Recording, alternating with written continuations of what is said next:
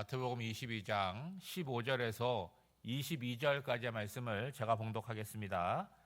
이에 바리새인들이 가서 어떻게 하면 예수를 말의 올무에 걸리게 할까 상의하고 자기 제자들을 헤롯 당원들과 함께 예수께 보내어 말하되 선생님이여 우리가 아노니 당신은 참되시고 진리로 하나님의 도를 가르치시며 아무도 꺼리는 일이 없으시니 이는 사람을 왜 물어보지 아니하심이니이다. 그러면 당신의 생각에는 어떠한지 우리에게 이르소서. 가이사에게 세금을 바치는 것이 옳으니까 옳지 아니하니까 하니 예수께서 그들의 악함을 아시고 이르시되 외식하는 자들아 어찌하여 나를 시험하느냐. 시험 세금 낼 돈을 내게 보이라 하시니 데나리온 하나를 가져왔거늘 예수께서 말씀하시되 이 형상과 이 글이 누구의 것이냐. 이르되 가이사의 것이니이다. 이에 이르시되 그런즉 가이사의 것은 가이사에게 하나님의 것은 하나님에게 바치라 하시니 그들이 이 말씀을 듣고 놀랍게 여겨 예수를 떠나가니라. 아멘. 우리는 늘 배우는 존재입니다. 그렇다고 할지라도 모든 것을 알 수는 없습니다. 많이 배운다고 다 아는 것은 아니에요. 배우면 배울수록 오히려 모르는 것이 더 많고 의문이 생길 수가 있습니다. 그러니까 잘 사는 방법은 뭐냐? 의문이 있으면 질문을 하면 되는 거죠. 여러분 자녀들 예전에 학교 다닐 때 저희 부모님도 그런 얘기를 했습니다. 학교 가면 선생님 말씀 잘 들어라 라고 얘기했는데 잘 듣는 것은 기본이겠죠. 그리고 선생님이 있다는 건 뭡니까? 내가 모르는 것, 내가 의문이 되는 것, 그런 거 질문하면 답을 주는 분이겠죠. 근데 문제는 뭐냐? 질문의 형식을 빌어서 자기 주장을 하는 경우가 있어요. 또 질문의 형식을 빌어서 상대방을 비난하고 공격하는 경우가 있습니다. 여러분 이러한 경우에는 그건 질문이라고 할 수가 없지 않습니까? 그러니까 질문을 받은 사람이 대답할 것도 없고 감정적인 반응만 나타나게 되는 거죠. 오늘 본문은 어떻게 시작이 되냐면 바리새인들이 모여서 무언가를 의논하고 있습니다. 여러분 바리새인들은요 이스라엘의 선생이고 율법의 모범이 되는 사람들이에요. 그런데 이들이 의논하는 바가 뭐냐? 예수님을 말의 함정에 빠지게 하려고 그거를 파고 있습니다. 그리고 그걸 실제로 실행을 하는데 어떻게 하냐? 자기 제자들을 헤롯 당원들과 함께 예수님께 보내서 질문의 형식을 취하고 있는 거죠. 여러분 바리새인과 이 헤롯 당원들은요 평소에 같이 뜻을 함께 하지 않습니다. 이유는 뭐냐? 바리새인들은 종교 집단이에요. 그리고 헤롯 당원들은 정치 집단입니다. 이들은 지향하는 바가 다르고 방향이 다른 거죠. 지금 이스라엘은 로마의 지배를 받고 있는데 그 지배를 바리새인들은 좋아하지 않아요. 부정하고 있습니다. 그런데 헤롯 당원들은 협력적이라고 하는 거죠. 그런데 이들이 같이 예수님을 찾아왔다라고 하는 것은 어떤 사안에 대해서 함께 협력하고 있다는 거 아니겠습니까? 여러분 보세요. 어떤 선하고 의로운 일을 함에 있어서는 하나가 되기가 어려워요. 그런데 예수를 무너뜨리고 예수를 말의 올무에 빠뜨리는 일에는 그들의 마음을 합해서 하나가 되고 있다는 거예요. 그러면 여러분 보시면 지금 예수님을 바라보는 이스라엘의 그런 어떤 시선이 뭐냐? 종교 지도자들에게 있어서도 예수님을 문제지하고 있지만 정치적인 면에서도 볼 때도 예수님을 위험한 존재로 그렇게 파악을 하고 있는 거죠. 이들이 예수님께 와서 이렇게 말을 하는데 어떻게 말을 하냐면 그냥 의도 없이 듣게 되면 예수님을 굉장히 존중하는 것 같고 말을 되게 부드럽고 높여서 이야기를 합니다. 그런데 그들의 속내를 안다면 지금 어떤 이야기를 하는 거예요? 뱀같이 속삭이고 있는 거잖아요. 의도를 갖고 소위 우리말로 하면 예수님을 비행기 태우는 거예요. 높이 올리는 거 아니겠어요? 왜 그렇게 하는 거예요? 추락시키고 떨어뜨리려고 하는 거죠. 그들이 이런 질문을 던집니다. 가이사에게 세금을 바치는 것이 옳습니까? 옳지 않습니까? 라고 질문을 던지는데 이런 질문이 딜레마적 질문이라고 하는 거예요. 여러분 딜레마라고 하는 거는요 헬라어로 두 가지의 선택지를 가진 질문이라는 의미인데 단순한 두 개의 선택이 아니라 어느 것으로도 대답하기가 어려운 문제가 되는 그런 질문의 성격을 가지고 있습니다. 여러분 가이사라고 하는 것은 케사르 그래서 로마의 황제의 칭호입니다. 그런데 지금 이 질문을 하는 현재 상태에서 예수님이 옳다 그러면 세금을 내고 옳지 않다고 하면 세금을 안 내고 그런 것이 아니잖아요. 이미 로마의 지배는 시작이 되었고 이미 사람들은 세금을 바치고 있습니다. 그런데 이미 하고 있는 것에 대해서 예수님에게 그게 옳습니까? 옳지 않습니까? 예수님의 의견을 묻고 있는 거죠. 그러면 예수님께서 대답할 수 있는 방향은 대략 세 가지 아닙니까? 세금 바치는 거 옳다라고 얘기할 수 있겠죠. 그럼 그 옳다라는 말의 의미는 뭐겠습니까? 로마의 지배를 인정한다라고 의미하게 되므로 유대 백성들이 실망하게 되겠죠. 특별히 지금 온 무리들 가운데 누가 그거를 싫어하겠습니까?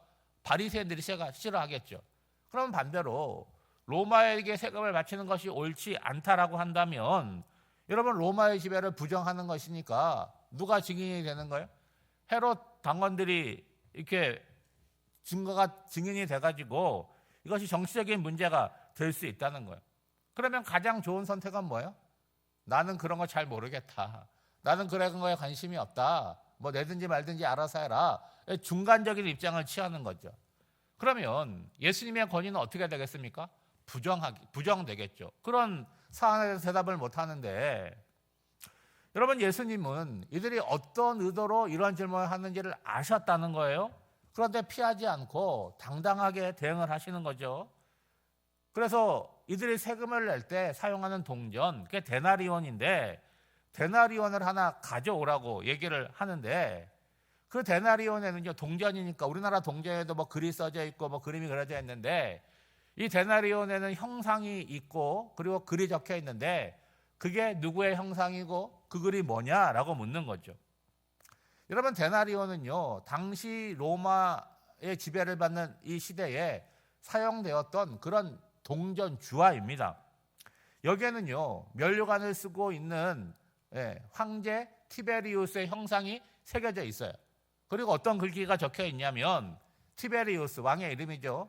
그리고 카이사르 그리고 존엄자 신적 존엄자의 아들이라는 글이 새겨져 있습니다. 그러니까 이거는 단순히 이게 화폐로서의 기능만 하는 것이 아니라 당시 황제를 숭배하는데 그 황제를 숭배하는 그런 용도로도 사용되었다라고 하는 거예요. 그러니까 유대인들에게 있어서 이방 신 또 이방 왕의 형상이 그려진 이 동전 이거 자체가 뭐예요? 그게 우상이라고 하는 거예요. 그러니까 그걸 갖고 다니는 것을 별로 좋아하지 않고 안 갖고 다녔다는 거예요. 그런데 지금 예수님께서 데나리온을 요구하니까 바리새인이 자기들이 갖고 있는 것을 지금 꺼내놓은 거 아니겠습니까? 그러니까 스스로 뭐 하는 거예요? 그런 거 갖고 있으면 우상숭배라고 하면서 자기들은 그런 동전을 갖고 있는 것 그게 위선적인 거라고 하는 것이죠. 여러분 데나리온에 어떤 형상이 그려져 있느냐 어떤 글이 적혀 있느냐 이 질문에 대답하는 거 어렵겠습니까? 그건 너무나 쉬운 거죠. 그러자 예수님께서 이렇게 대답을 하십니다. 21절이에요. 이르시되 그런즉 가이사의 것은 가이사에게 그리고 하나님의 것은 하나님에게 바치라. 여러분 이 대답이 어떻게 느껴지세요? 예? 이것도 아니고 저것도 아니고 그렇게 대답한 것처럼 느껴지십니까? 우리가 이 말씀을 들을 때 오해하기 쉬운 것이 뭐냐? 가이사의 것은 세속적인 거라고 생각하는 거예요. 그리고 하나님의 것은 거룩하다고 생각하는 거죠. 그러니까 우리가 삶을 살아가면서 성과 속을 자꾸 분리하는 거예요. 자, 주일날 예배를 드리면 우리가 어디에 있는 거예요? 거룩한 곳에 나와 있다고 하는 거예요. 그리고 어디로 가는 거예요? 세상으로 가면 세상은 속되더라고 생각을 하는 거죠. 이게 이분법적인 생각인 거죠. 그런데 여러분, 우리가 사는 이 세상에 가이사의 것이 따로 있고 하나님의 것이 따로 있는 것이 아니잖아요. 여러분 모든 게 누구의 것이에요? 하나님의 거잖아요. 가이사라고 하는 존재를 그들은 황제로 높이고 신적으로 숭배하고 있지만 큰 의미에서 볼 때 가이사도 누구에게 속해 있는 거예요? 하나님에게 속해 있다는 거예요. 여기에 바친다라는 의미는요, 되돌려준다는 의미를 갖고 있습니다. 더 쉽게 말하면 빚을 갚는다는 의미가 있어요. 그러니까 예수님의 말씀은 뭐냐? 가이사에게 진 빚이 있으면 가이사에게 갚으라는 거죠. 그리고 하나님께 진 빚이 있으면 하나님께 갚는 것인데 이렇게 말하면 하나님과 가이사를 같은 수준으로 놓는 것 같은데 그런 것이 아닙니다, 여러분. 지금 이스라엘은 로마의 지배를 받고 있어요. 다시 말하면 로마의 권세 아래 놓여져 있다는 거예요. 그러니까 세금을 안 낼 방안이 없지 않습니까? 어쨌든지 간에 로마가 이스라엘을 통치하고 있으니까 그 통치권에 대한 세금을 지불해야 된다는 거예요.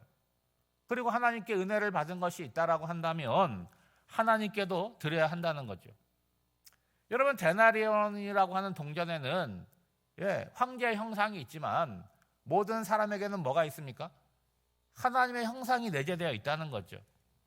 당시 사람들이 황제가 통치하는 영역 아래 놓여져 있었지만 그거는 우리가 간단하게 보는 것이고 더 높은 곳에 하나님의 통치가 있음을 알아야 되는 거죠.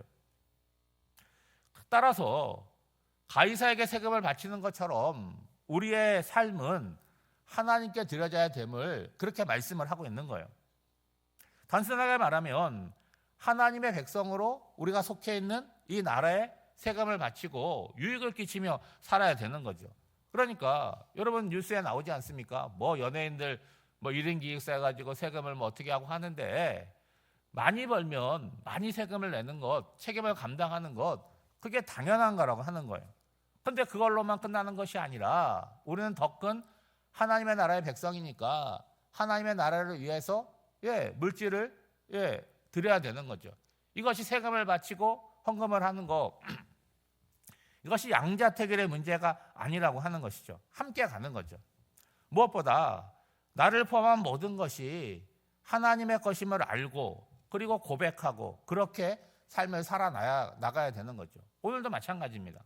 우리가 성속을 구별하지 말고 하나님의 것들과 세상의 것들을 구별하지 말고 모든 것들이 하나님께 속해 있음을 알고 나라는 존재가 거룩한 존재가 되어서 여러분이 속해 있는 곳을 그렇게 거룩하게 만들어가는 그 책임과 사명을 감당하는 저와 여러분이 되시기를 주님의 이름으로 축복합니다. 기도하시겠습니다. 하나님 아버지, 바리새인의 제자들과 헤롯 당원들은 자신들이 누구를 대하고 있고 자신들이 던진 말의 올무가 얼마나 악한 것인지를 모르고 있습니다. 신앙의 자리에 있으면서도 누군가를 넘어뜨리려고 하는 연약함에서 우리를 건져 주시옵소서. 우리는 하나님의 사람인데 가이사의 사람처럼 살지 않도록 붙들어 주시옵소서. 오늘 하루도 넘어진 자를 일으켜주며 선하고 아름다운 일에 우리의 마음과 시간을 내어놓게 하옵소서. 이 새벽에 주님 앞에 겸손히 무릎을 꿇고 간구합니다. 우리 개인의 문제만이 아니라 지금 이 땅 가운데 벌어져 있는 이 전쟁의 참혹함을 하나님 앞에 내어놓고 평화를 구하는 기도를 드리게 하여 주시고 우리 주변에 힘들고 연약한 지체들을 생각하며 중보하는 이 새벽이 되게 하시되 우리가 기도한 모든 것들이 하나님의 때에 하나님의 방법으로 응답해 주신다는 그 확신을 갖고 간구하기를 주님 구합니다. 오늘도 사랑하는 성도들 각자의 삶의 자리에서 살아갈 때에 하나님의 자녀로서 주님과 동행하는 복된 한 해 되기를 간절히 바라고 구하나오며 이 모든 간구를 예수님의 이름으로 기도하옵나이다. 아멘.